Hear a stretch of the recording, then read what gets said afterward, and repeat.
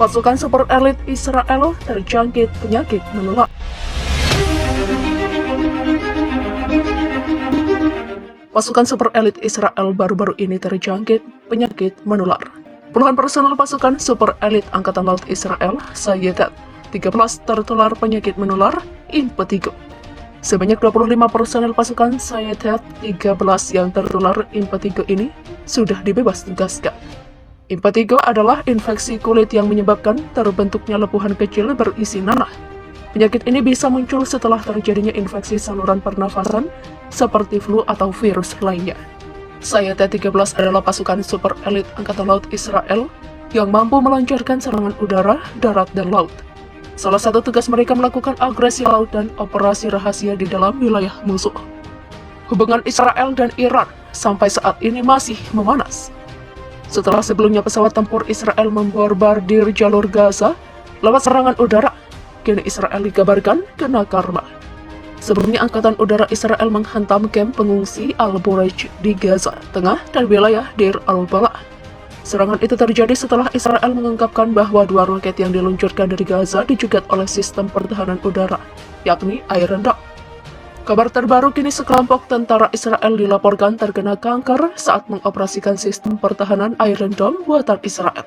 Media harian Israel Yediot Ahronot mengungkapkan bahwa ada sekelompok tentara, setidaknya 10 tentara Israel yang berusia 20-an dan 30-an yang bertugas di unit operasi sistem Iron Dome terkena kanker di akhir masa dinas mereka, atau tak lama setelah dinas mereka di dalam tentara Israel berakhir. Mereka menyebut Iron Dome sebagai alat pencegat rudal jarak pendek alias Thruster. Sebagai informasi, Iron Dome merupakan sistem pertahanan Israel yang beroperasi di selatan untuk mencegat rudal dan roket jarak pendek yang ditembakkan oleh kelompok perlawanan Palestina dari Gaza. Menurut laporan media Middle East Eye, seorang pria berusia 31 tahun yang bernama Haimovich telah bekerja di Iron Dome setelah hampir 2 tahun bertugas di Angkatan Udara. Dan tepat pada usianya yang ke-22, ia menemui dokter dan diklaim telah mengidap tumor. Sebuah benjolan di leher seukuran bola pingpong duduk di arteri utama dan menyebabkan aliran darah yang terhenti. Saya menjelaskan kemoterapi dan radiasi, demikian ujar Haimovich. Sementara media Yediot Ahronot menyebutkan bahwa tentara Israel telah menuduh ada hubungan antara pekerjaan mereka untuk sistem pertahanan rudal dan penyakit mereka. Beberapa tentara dikabarkan telah mengajukan tuntutan hukum terhadap Kementerian Pertahanan Israel. Kendati demikian, militer Israel membantah ada hubungan antara layanan mereka di Iron Dome dan tertular kanker. Sebagaimana dikutip dari Anadolu Agency, mantan prajurit-prajurit Israel itu mengatakan unit radar Iron Dome melepaskan radiasi dan panas yang menyebabkan mereka mengidap kanker. Media itu juga menambahkan bahwa mereka akan menerbitkan artikel tentang 10 tentara yang menderita kanker saat bertugas.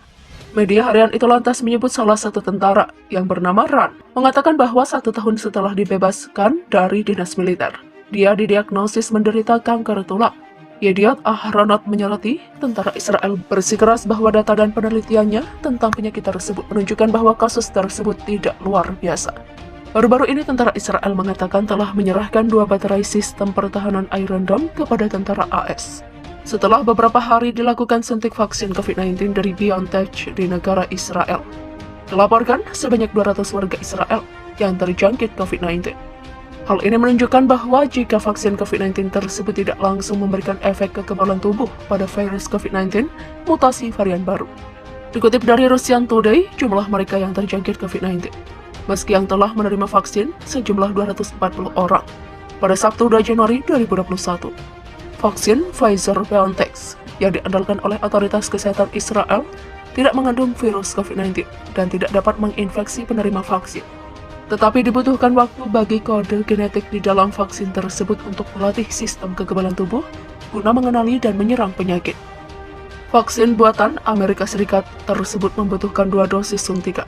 Menurut penelitian, kekebalan terhadap COVID-19 hanya meningkat 8-10 hari setelah diberikan suntikan pertama dan akhirnya dapat meningkatkan kekebalan tubuh mencapai 50%. Suntikan kedua diberikan pada hari ke-21 setelah suntikan pertama dan hanya menunggu seminggu untuk mencapai kekebalan tubuh sebesar 95% setelah penyuntikan vaksin.